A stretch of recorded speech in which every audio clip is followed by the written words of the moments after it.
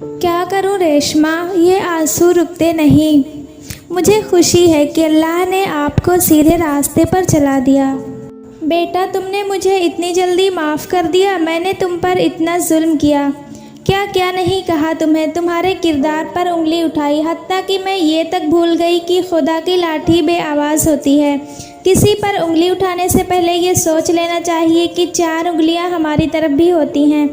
میں نہ تو ایک اچھی ساس اور نہ ہی ایک اچھی ماں بن سکی، اپنے ہی سگے بیٹے کی خوشیوں کی دشمن تھی، اس قدر کہ اپنے ان ہاتھوں سے خود اپنے بیٹے کی خوشیاں چھین لی اور اس کو اس کی محبت سے الگ کرنے کی بہت کوششیں کی، لیکن دیکھو نا، اس کی محبت میں بہت تڑپ تھی کیونکہ وہ گڑیا سے بہت پیار کرتا تھا اور کرتا ہے، اور تمہارا نکاح بھی اسی سے ہو گیا ہے۔ مجھے معاف کر دو بیٹا، میں بہک گئی تھی، میں نے وحید صاحب اور مرزا سکندر کی دوستی میں دراڑ پیدا کر دی، صرف اس لیے کہ تم دونوں کا رشتہ نہ ہو سکے، لیکن میں شاہ زیب کے دل سے کبھی تمہیں نہیں نکال پائی۔ خدا کے لیے ریشما بیٹا، مجھے معاف کر دو۔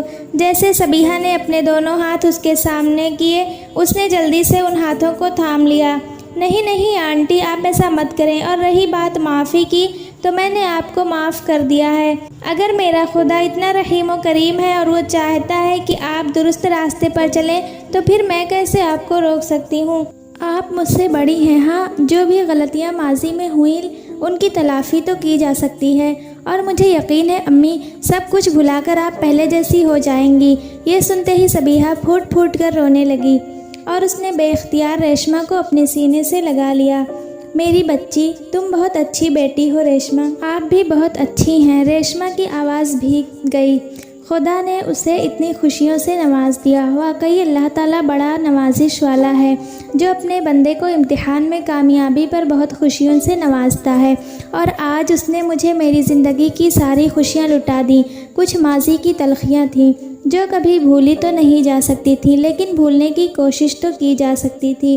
زندگی کا یہ اصول ہوتا ہے، آزمائش کے بعد خوشی دستک دیتی ہے، لیکن آزمائش کے مراحل اتنے آسان نہیں ہوتے، اس میں صبر و شکر اور تحمل سے کام لینا پڑتا ہے، اور اگر اسی اصولوں کو ہم اپنا لیں تو ہماری زندگی سنور جاتی ہے۔ وہ کہتے ہیں نا کہ ہر غم کی کالی رات کے بعد خوشی کا اجالا ضرور ہوتا ہے۔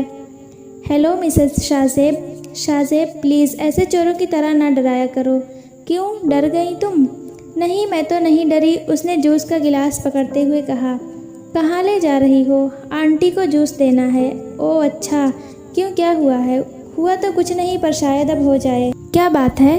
بات یہ ہے ملکہ عالیہ، آج رات کو ڈنر کرنے آپ میرے ساتھ باہر جائیں گی تو بولیے منظور ہے؟ بالکل بھی نہیں، میں اس عہد کو مسترد کرتی ہوں۔ دیکھ لیجئے، نہیں تو اس نے بات آگے بڑھائی، نہیں تو ہم آپ کی یاد میں شراب پی لیں گے۔ تم مجھے دھمکی دے رہے ہو؟ نہیں، میں تو بتا رہا ہوں، ایسا کرنے سے کیا ہوگا تو کچھ نہیں، بس ذرا گھر لیٹ آؤں گا۔ شراب؟ شاہ زیب، تمہیں میری قسم ہے کہ تم شراب نہیں پیو گے، اس نے گھبراتے ہوئے تلقین کی۔ جب تم آؤ گی نہیں تو پھر کسی کو تو ساتھ ہونا چاہیے نا۔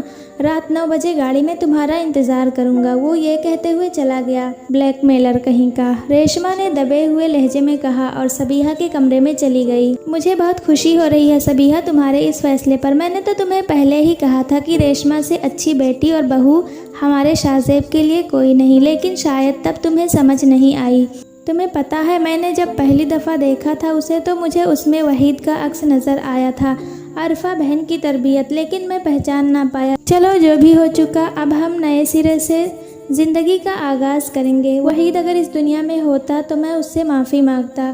یہ کہتے ہی مرزا سکندر کی آنکھیں بھیگ گئیں۔ پلیز مرزا صاحب، آپ خود کو قصوروار مت ٹھہرائیے، سارا زہر میں نے گھولا تھا، آپ کی دوستی میں دراڑ میں نے پیدا کی، لیکن میں شرمندہ ہوں اپنے کیے پر۔ خیر سبیحہ، اب جو ہو گیا۔ مرزا سکندر نے ارشد احمد کے گھر کے قریب گاڑی روکی اور ان کے دروازے پر دستک دی۔ جیسے تسمیہ نے دروازہ کھولا وہ وہیں دنگ رہ گئی۔ مرزا سکندر اور سبیحہ نے باری باری اسے اپنے سینے سے لگایا۔ کون ہے تسمیہ، کون ہے؟ یہ کہتے ہوئے عرفہ بیگم جب دروازے پر آئیں ان کے منہ سے بے اختیاری الفاظ نکلے، مرزا بھائی، میرا تم سے تمہاری دوستی سے کوئی تعلق نہیں۔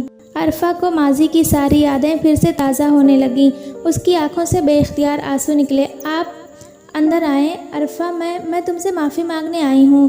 اپنی ان تمام غلطیوں کی جو میں نے کی تھی۔ مجھے علم ہے تمہارے لیے بہت مشکل ہے مجھے معاف کرنا، لیکن میں اپنی غلطیوں پر نادم ہوں۔ عرفہ، میں نے جو کچھ بھی کیا وحید بھائی جیسے سچے انسان کی دوستی کو جھوٹا ثابت کیا۔ مرزا کا تو کوئی قصور نہیں تھا۔ عرفہ، جو بھی کیا میں نے کیا، مگر دیکھو نا، قسمت نے ہمیں پھر سے جوڑ دیا۔ ہمارے بچوں کا نکاح میں بدھنا ایک کڑی تھی جس نے ہم دونوں خاندانوں کو ملا دیا۔ عرفہ خاموش تھی۔ وہ کیا کہتی؟ جو بھی کہنا تھا وہ تو وحید صاحب کہتے، لیکن اب وہ اس دنیا میں نہیں رہے۔ دیکھیں بھابھی، آپ فکر مت کریں، ہم ارشد صاحب کا بہتر سے بہتر علاج کروائیں گے، پریشانی والی کوئی بات نہیں، مرزا سکندر نے تحمل بھرے انداز میں کہا۔ اچھا بھابھی، اب ہم چلتے ہیں، آپ بھی آئیے نا، ریشما کو بھی اچھا لگے گا۔ جی جی ضرور، عرفہ نے مسکراتے ہوئے کہا۔ وہ گاڑی میں بیٹھا اس کا انتظار کر رہا تھا۔ 9 بجنے میں 1 منٹ رہ گیا تھا کہ ریشما سامنے سے آتی ہوئی معلوم ہوئی۔ بلیک فراک میں ملبوس انتہائی خوبصورت لگ رہی تھی۔ چہرے پر رنگت کا نور، تیکھے نقوش اور معصومیت کا پہرا تھا کہ ہر کوئی دیکھتا رہ جائے۔ مجھے پتا تھا تم آؤ گی کیونکہ تم نہیں چاہتی کہ میں شراب پیوں۔ نہیں تو ایسی کوئی بات نہیں ہے جو تم سوچ رہے ہو۔ ویسے آج تم بہت پیاری لگ رہی ہو۔ کیوں، پہلے نہیں تھی؟ نہیں، میرے کہنے کا مطلب یہ نہیں تھا، تم تو مجھے ہمیشہ سے خوبصورت لگتی تھی اور لگتی ہو، تبھی تو یہ دل تم پر ہار گیا، اس نے صرف تمہارے آگے گھٹنے ٹیک دیے۔ واہ، بڑی شاعرانہ باتیں کرنے لگے ہو۔ جی، آپ کی محبت کا اثر ہے۔ تم کوئی اور بات نہیں کر سکتے؟ جی ضرور کریں گے، لیکن اس وقت صرف میں تو آپ کی ہی باتیں کروں گا، جیسے شاہ زیب نے کہا۔ وہ ہلکا سا مسکرا دی۔ پاگل، ریشما نے مسکراتے ہوئے کہا۔ تیرے پیار میں، شاہ زیب نے بھی مسکراتے ہوئے کہا۔ ارسل، تو مجھے کہاں لے آیا ہے؟ جیسے ارسل نے شاہ زیب کی آنکھوں سے پٹی کھولی، شاہ زیب ایک دم چونک گیا۔ یہ وہی جگہ تھی جہاں یہ چاروں دوست بیٹھ کر اپنی زندگی کا ایک قیمتی وقت گزارتے تھے۔ شاہ زیب کی آنکھوں میں آنسو آ گئے۔ دوستی کا رشتہ تھا ان کے درمیان، لیکن جاوید کی بے رخی سے شاہ زیب اب کبھی اکٹھا نہیں بیٹھتا تھا۔ یار شاہ زیب، اب ایسے تو مت کر، دیکھ معافی مانگتا ہوں یار، مجھے معاف کر دے، صرف ایک دفعہ۔ ابے گلے سے تو لگا، بڑا ترس گیا ہوں۔ جاوید کی آنکھوں میں آنسو لہروں کی طرح ٹپک رہے تھے۔ وہ اپنی غلطی پر شرمندہ تھا۔ چل پیچھے ہٹ، شاہ زیب نے اسے دھکا دیا اور پھر زور سے اسے گلے لگا لیا۔ یہ دوستی کی مثال ہے یارو، کیونکہ دوستی وہ رشتہ ہے جو دلوں میں بس جاتا ہے، جو سانسوں کو جوڑ دیتا ہے، پھر تعلق توڑنے کی بات ہی کیا۔ آج چاروں دوست پھر سے مل کر اکٹھے بیٹھے تھے، ایک دوسرے کی حالات زندگی جاننے کے لیے۔ سب کے چہروں پر الگ سی مسکراہٹ تھی۔ 12 بج گئے ہیں، حد ہوتی ہے لاپرواہی کی بھی، کہاں رہ گئے ہیں؟ پتہ بھی ہے مجھے نیند نہیں آتی، لیکن انہیں کیا، انہیں تو مزہ آتا ہے۔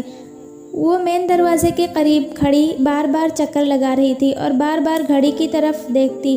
ریشما کا دل بے قابو ہو رہا تھا۔ شاہ زیب فون کیوں نہیں اٹھا رہے ہیں؟ اللہ سب کچھ ٹھیک کرے۔ وہ ابھی اسی فکر میں تھی کہ دروازہ کھلا۔ جیسے دروازہ کھولنے کی آواز ریشما نے سنی، جیسے اس نے شاہ زیب کو دیکھا، وہ بھاگ کر شاہ زیب کے گلے سے لپٹ گئی۔ شکر ہے تم ٹھیک ہو، پتہ ہے تم نے میری جان نکلوا دی۔ پتہ بھی ہے شاہ زیب میری کیا حالت ہو جاتی ہے جب تم گھر لیٹ آتے ہو؟ وہ مسلسل بول رہی تھی۔ ابھی تک اس نے مضبوطی سے شاہ زیب کو پکڑا تھا۔ بات کرتے کرتے وہ اچانک رک گئی، کیونکہ شاید وہ سب کچھ بھول گئی تھی جس سے وہ شاہ زیب کے سامنے بولنے سے رکتی تھی۔ وہ میں ریشما موضوع تبدیل کرنا چاہ رہی تھی، لیکن اس کی زبان اس کا ساتھ نہیں دے رہے تھے۔ شاہ زیب نے اسے اپنے سامنے کیا اور اس کے ماتھے پر بوسہ دیتے ہوئے کہا، جب تک تم میرے ساتھ ہو مجھے کچھ نہیں ہو سکتا۔ وہ میں فرینڈ کے ساتھ لیٹ ہو گیا تھا، اور ہاں، شراب کو ہاتھ تک نہیں لگایا۔ اس بار وہ دونوں مسکرا دیے۔ خوشیاں ہی خوشیاں ان کی زندگی میں بھر آئی تھیں، شاید جن کی توقع ریشما نے نہیں کی تھی۔ صبیحہ اور مرزا سکندر کا ریشما کے ساتھ اور اس کے گھر والوں کے ساتھ رشتہ اور گہرے محبت کے رشتے میں بدھ گیا تھا۔ دونوں گھر آپس میں ہنسی خوشی ملتے، اور آخر بڑوں کے درمیان طے پانے والے فیصلے پر ریشما اور شاہ زیب کی ایک بار پھر سب رشتہ داروں کے سامنے دھوم دھام سے شادی کی گئی، اور سب کے سامنے ریشما کو شاہ زیب سکندر کی بیوی تسلیم کیا گیا۔